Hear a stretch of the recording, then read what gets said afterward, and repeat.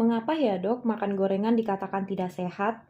Gorengan adalah makanan yang melalui proses penggorengan di rendaman minyak dengan rasa yang nikmat dan sangat sulit untuk berkata tidak dengan makanan yang satu ini. Sering sekali dikatakan bahwa gorengan itu tidak sehat. Sebenarnya kenapa ya? Nah, gorengan saat dimakan menyerap minyak lebih banyak sehingga tinggi kalori dan minyak. Semakin sering dimakan, maka akan mudah mempengaruhi kenaikan berat badan dan berakibat obesitas. Selain itu, minyak yang masuk dalam tubuh juga akan menumpuk nih di pembuluh darah yang menyebabkan plak, sehingga resiko penyakit jantung juga meningkat. Pada proses memasak dengan suhu tinggi, ada juga nih zat yang berbahaya seperti akrilamida yang memicu kanker.